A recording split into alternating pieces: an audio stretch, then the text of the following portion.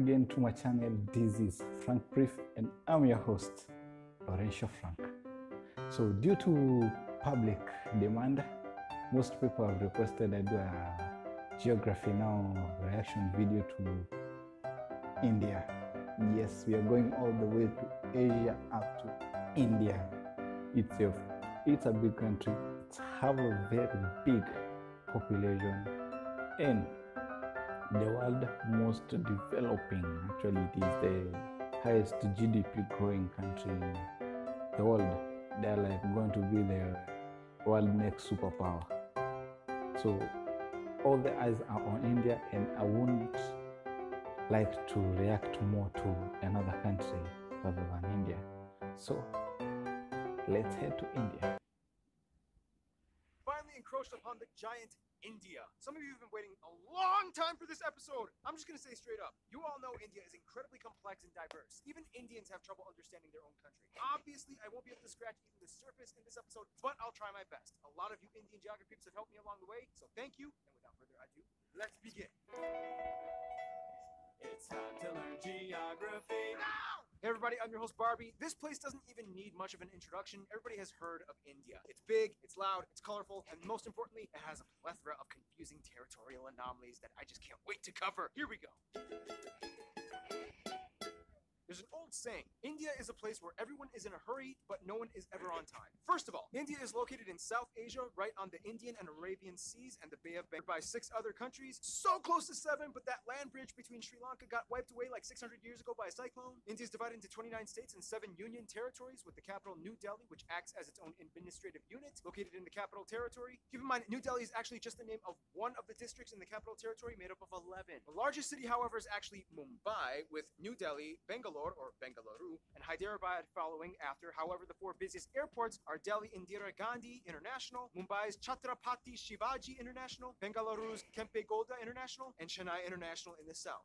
You know why I'm smiling. This is my favorite part of any episode we ever make. Territorial anomaly time. India is loaded with strange borders and deliciously complex demarcation lines. First of all, what exactly is a union territory? In the simplest way I can put this, union territories are places that are too big to be incorporated into a state, but too small to have their own local governments. The first one, of course, is the Delhi National Capital Territory, where Chandigarh is a post-independent city constructed to replace Lahore as the capital of the Punjab area after it was split up between India and Pakistan. Then you have the island territories, the smallest one, Lakshadweep, and the Andaman and Nicobar Islands. The Andaman Islands being home to one of the last uncontacted people groups on the planet, the Sentinelese tribe, whom have been hostile to visitors and are therefore left alone, as well as the Nicobar Islands, which actually used to be a short-lived colony of Denmark. Finally, the 3 remaining territories are former European colony towns and ports. Dadra and Nagar Haveli, Daman and Diu, which are separated by about 200 kilometers across the Gulf of Khambat, and the most confusing union territory, the French-speaking Puducherry, which is actually split up between 4 district cities across India: Karikal, Mahe, Yanaon, and Pondicherry. Pondicherry is strange because it has 11 enclaves within the Tamil Nadu state. And in this area, you can also find the experimental hippie-ish commune with a little bit of controversy. Look it up. And don't forget, here, the eastern states, also known as the Seven Sisters, are connected by this incredibly narrow 27-kilometer wide pathway known as the Siliguri Corridor. This pathway is like a crucial artery that completes the India puzzle, or so you would think.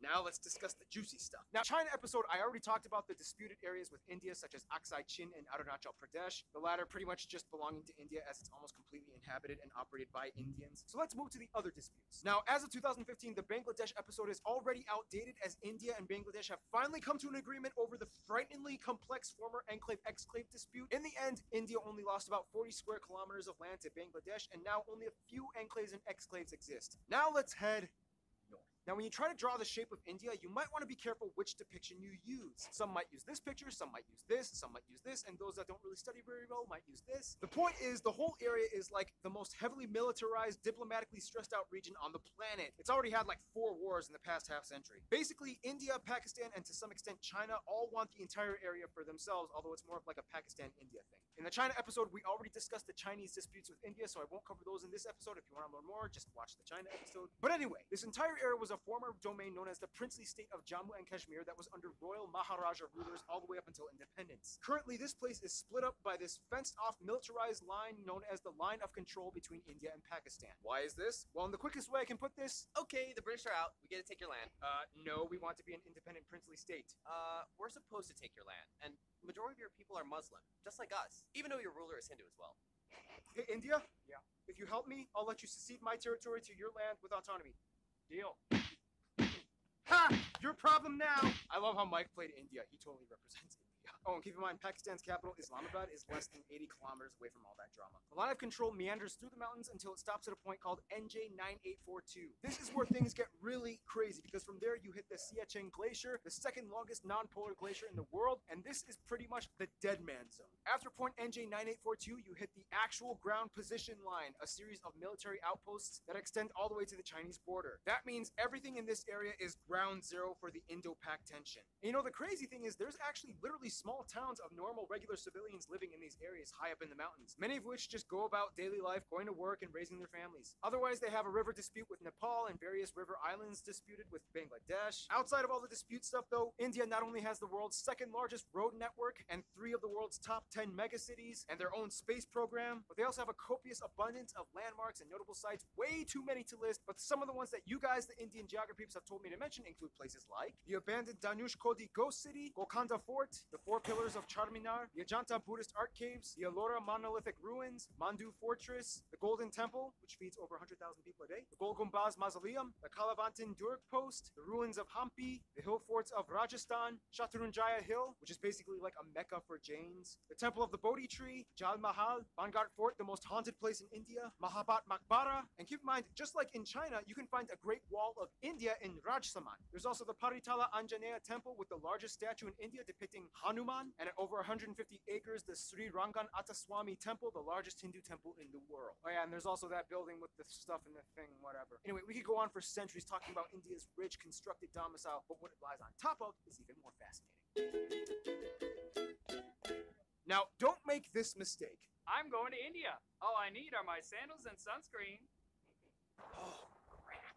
Now, as the 7th largest country in land area, India has a wide range of landscapes, climates, and elevations that all contrast from one corner to the other. First of all, let's talk about the north. India sits on the Indian tectonic plate that essentially smashed into the Eurasian plate, which in return created the largest mountain range in the world, the Himalayas. The force is so strong that it's estimated that the Himalayas grow about 2.4 inches or 6.1 centimeters every year. There's also where you can find Kanchenjunga, the tallest mountain in India, or the 3rd in the world, right on the border of Nepal. Keep your eye on these mountains. These are pretty much the source of most of India's major rivers that give life to the whole country. That's why India takes these mountains so seriously. You can also find the largest natural lake, Wular, up in the Jammu Kashmir area. Below the Himalayas, you reach the North Indian River Plain, sometimes referred to as the Indus Ganga. This is the most fertile part of India where the most important rivers like the Ganges and its tributaries flow. Heading a little south, you reach the Satpura and Vindhya ranges that pretty much divide North India from South India. On each side, you get the West and East Ghat Mountains, which in return creates this massive triangle thing called the Deccan Plateau. This place is moderately forested, especially in the east, in the Chotra Nagpur Plateau, where you get a section of the swampy Sundarbans that they share with Bangladesh. Check out the Bangladesh episode. Head a little west and you get the dry Thar Desert along the border with Pakistan, as well as the Rann of Kutch, known as the Salt Desert. And finally, the only active volcanic area would be the Andaman and Nicobar Islands, with Barren Island having actual conical eruptions and Baratan having tame mud volcanoes. Now here's the thing, although India has a relatively high population density, they do relatively well with maintaining their ecological footing. In fact, in 2016, they beat a world record by planting, disputably, 50 million trees in one day. They've also agreed to reforest about 12% of their country by 2030. The most heavily forested area being the 7 sister states in East India. Now, one of the factors that contributes to this would be the fact that India has the lowest meat consumption in the world, with the highest population percentage of vegetarians at around 40%, most of whom are lacto-vegetarians that consume milk products. By the way, in India, when buying groceries, this label means vegetarian and this one means not vegetarian. Nonetheless, the remainder of the population does typically eat some kind of animal protein, mostly in the forms of seafood or chicken, but almost never beef or pork unless if you are part of the Muslim or Christian minorities scattered throughout the West and East areas. Now, let's talk about the role of cattle, shall we? India has more cattle and livestock than anywhere else in the world at around 330 million. And it's interesting because since they have prevalent Hindu traditions, the killing of cows is illegal in many of the states except for a few, and each state has varying degrees of punishment for committing intentional cow slaughter. Keyword intentional. Cows accidentally get hit by cars all the time. Once a cow is too old to produce milk, it typically is released into the open to die naturally in the wild, ideally. Nonetheless, male cattle get it much worse, as they are deemed as kind of useless. Some places use them as draft animals for labor, some religious sects use them as sacrifices, but otherwise they are typically sold to the underground market for beef or hides. To this day, there are about 6 times as many female cows as male cattle in India, so that means, yeah, something's happening to the males. Nonetheless, India does have the 3rd highest carbon emission rate after China and the US, 4th if you consider the EU. However, emission per capita capita, they rank pretty low at only about 2 kilotons per person. Contrast that with Qatar at about 40. There are 94 national parks, 501 animal sanctuaries across the country where you can find some of the national animals like the peak, the Ganges River dolphin, the king cobra, the Indian elephant, and the highest population of Bengal tigers in the world, which are all highly protected. India also has the most irrigated land in the world, which allows them to become the #1 producer of multiple products like millet, bananas, lemons, limes, mangoes, ginger, chickpeas, milk, butter, fennel, jute, and about 75% of the world's spices alone come from India. Speaking of which, food! Typically, you can find the staples roti, chapati, and naan in the north, idli and dosa in the south, and everybody eats rice. The more commonly commercialized Indian foods that we in the West grew up knowing, like samosas, tikka masala, tandooris, and my favorite Indian dish, palak paneer, these usually come from the northern regions of India. Seriously, India, you took spinach and made it fat. I love you guys. Otherwise, the West is mostly known for their chutneys and pickled foods, as well as beef, since there's a high number of Muslims and Christians. The South uses a lot more coconut and has some of the best curries like porials, sambras, rasams, and tutus. And the East is known for having the best desserts like peda, mishti doi, rasgulla, or shondesh. Speaking of which, India is so diverse and complex that sometimes even Indian people need translators when going to different states. It's about to get 10 times more confusing in about 3, 2, 1.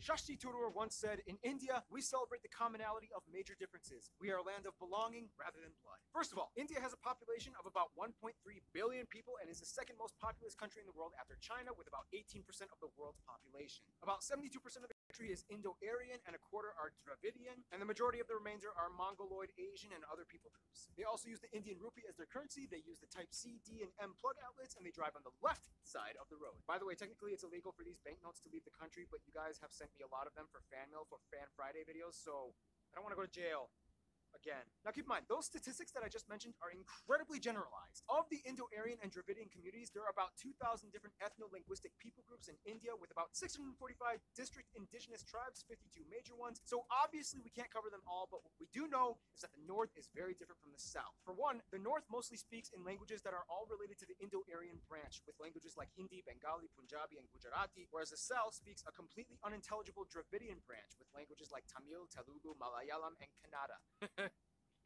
Otherwise, there's also pockets of Sino-Tibetan and Austro-Asiatic languages spoken in the far north and east. Wait, so how do they all, like, communicate with each other? Great question. Although India does not have an official language, there are 22 recognized national languages, and of these, 2 are the most prevalent, taught in schools, and used by government officials, Hindi and English. And very often, these two are like mixed mid-sentence. It's weird. Don't be surprised if you hear someone speaking suddenly finishing off in English. It's like, It's versus. And I was like, what this? And I was like trying to, why are you even trying to do that? I know, right? And the washing machine, I told them, a Bob Saget with a chainsaw. Now, of course, let's discuss the one thing that goes hand in hand with India, Hinduism. About 80% of India claims to be Hindu, or at least part of the Hindu practicing community. Now, we don't have time to explain everything about the tenets and multi-layered philosophies and practices of Hinduism. If you want to know, just talk to a Hindu person. But basically, one thing you do need to know is that Hindu-driven ideologies pretty much dominate most of life in India, everything from family to business. You will see colorful, mesmerizing shrines, temples, statues, and rituals being performed everywhere, even in public. On the Bharat Mata, the Mother of India, statues are everywhere. She's like the symbol of India. The largest Hindu pilgrimage, the Kumbh Mela, happens every 3 years, rotating between 4 cities, in which the adherents bathe in the Ganges River and enjoy a massive festival with tens of millions of people. Like, seriously, you can practically see it happening from space. Now, a controversial topic in relation to Hinduism would be the caste system, which is basically a belief that people are born into a socioeconomic life that they are destined to serve into. Today, however, the system is more fluid and loose from what it used to be from a long time ago, and thanks to economic reforms, anybody with enough drive can kind of move up the social ladder regardless of birth. Nonetheless, India is home to every major religion in the world, even a few Jews, including the B'nai Menashe, an indigenous group that claimed to be one of the lost tribes of Israel. In fact, Judaism and Christianity actually had a head start in India way before it even kicked off in Europe. As tradition holds, Cochin, or Malabar Jews, migrated around 1000 BC to trade during the times of King Solomon, and in 53 AD, Thomas, the apostle of Jesus, arrived in what is now the state of Kerala to establish the first church in India. Today, most Christians are found in the southwest and far east Seven Sisters regions. India also holds the highest population of Sikhs, Jains, and Zoroastrians,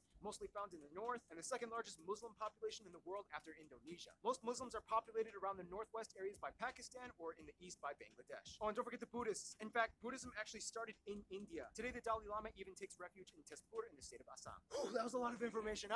Okay, so by now you can probably get a grasp of how incredibly mixed and diversified India's population is, but what exactly holds the country together? Well, for one, you kind of have to understand Indian history, which will take way too long to explain, but in In the quickest way I can put it, Indus Valley, Maurya and Gupta empires, southern empires, Golden Age, Middle Kingdoms, a ton of new religions come flocking in. The north fell to the Delhi Sultanate. The south became the Vijayanagara Empire. Mughal Empire starts. British East India Company, direct British rule, nationalist movements, independence, republic, economic liberalization in 1991, and here we are today.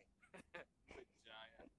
Essentially, India used to be made up of around 500 smaller royal princely states, and when the British came in, they kind of exploited them to manage such a huge population. Although India is a democratic federal republic and the largest democracy in the world, the old royal families still exist today, and although they have no political power, they hold high positions of influence in their communities across India. So today, technically, you could meet someone that would be considered an Indian prince or princess. Nonetheless, the biggest thing that really united Indians in the past 2 centuries would probably be their hatred of British rule. It was kind of like, Well, this is not cool.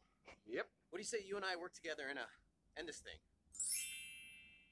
Essentially, one good thing you could say that came out of imperialism was that it kind of stopped all the internal squabbling and unified the groups towards one common goal, to get rid of imperialism. Today, Indians are just proud to be Indian. I mean, a Tamil soccer player can get cheered on by a Rajasthani. A Punjabi pop star can sell out tickets in Orissa. Speaking of which, all Indians love movies and music. India has the second largest film industry in terms of volume, pumping out nearly 2,000 films per year. Surprisingly, Nigeria pumps out more. However, the box office revenues gross out at only about $2 billion annually compared to Hollywood at over 10 billion. But still, it's impressive. And keep in mind, it's not just Bollywood, but it's also Tollywood, Gollywood, Collywood, Pollywood, and so on. There's like 20 different woods in India. Oh, and like every movie in India has at least one scene where everybody breaks out in song, and there's almost always a happy ending. Unfortunately, mainstream media has also put an aesthetic strain on many of the people, as it's almost become an obsession to be light or fair-skinned, causing people to go so far as to buy skin bleaching products. Some other controversies include things like illiteracy being an issue in many parts of the country, especially in the rural areas. But I mean, come on. The country has literally hundreds of different writing systems. Go figure. I mean, give them a break. Also, many of you guys, the Indian geographers, have asked me to bring awareness to the fact that India does unfortunately have some of the highest rates of human trafficking and child slavery. The government is trying to crack down and culture is slowly being reformed, but for now, it's a sad reality that still does exist. Hey, here at GN, we talk about the good and the bad. I'm just saying. Otherwise, sports do definitely tie everyone together as well, especially cricket, the national sport, even though they also used to do really well in field hockey. India also has a lot of their own indigenous sports like Dopkel in Assam, bull racing in Kerala, Insuknar, rod pushing in Mizoram, and Malakamba, the strange pole yoga gymnastics thing in the south. Otherwise, some notable people from India or of Indian descent might include people like Siddhartha Gautama or the Buddha, Mahavir, Ashoka the Great, Prithviraj Chauhan, Aurangzeb, Shivaji of the Maratha Empire, Mohandas or Mahatma Gandhi, Indira Gandhi, Subhash Chandra Bose, Jawaharlal Nehru, Rabindranath Tagore, C.V. Raman, Satyendra Nath Bose, Bhagat Singh, Dr. APJ Abdul Kalam, Shah Rukh Khan, Amitabh Bachchan,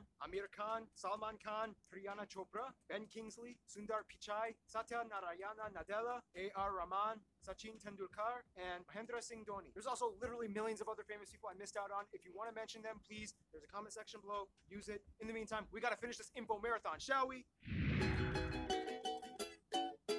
Now, no surprise, India is huge and therefore has a huge international outreach when it comes to diplomacy to almost everyone, except their immediate neighbors. First of all, countries with large population percentages of Hindus and Indians like Fiji, Guyana, Suriname, Trinidad and Tobago, Mauritius, and Malaysia typically stay close to India's roster of go-to friends. They enjoy cordial relations with trade. Now, the UK may have left on a sour note, but they still have a lot of ties to their former colonizer in terms of business and tourism. India is still part of the Commonwealth, not Commonwealth realm, there's a difference, and the UK has over 1.5 million citizens of Indian descent. As mentioned in the China episode, China is kind of like India's I'm only here to do business with you and nothing else friend, as drama still hasn't subsided in regards to the territory conflicts. Now, when it comes to the US, things started kind of sour back in the 70s during the Indo-Pak War of 1971, when the US sided with Pakistan, their arch nemesis. Today, relations have cooled off mostly. The US supports India's move towards democracy and is a key ally in the military conflicts in the Middle East. When it comes to their best friends, however, most of the Indians I talked to have said Russia and Bhutan. Russia because during the Indo-Pak Wars, Russia came.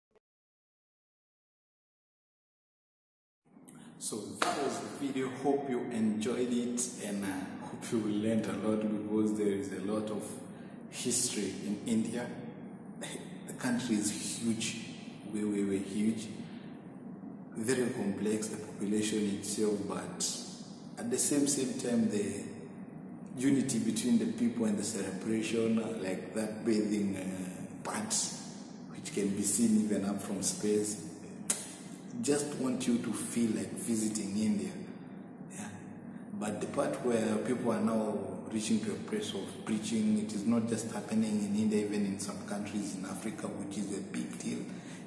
I don't think it is necessary because you should be proud of the melanin you have in your skin.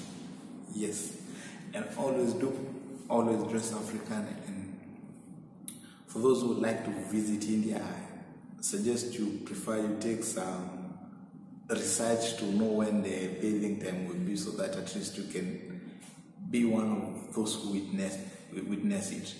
Anyway, with that, don't forget to subscribe. Don't forget to tell me any other reaction video you would like to see. And if you enjoyed it, give it a thumbs up. And if you are new, don't forget to ring that notification bell. Till next time, stay tuned.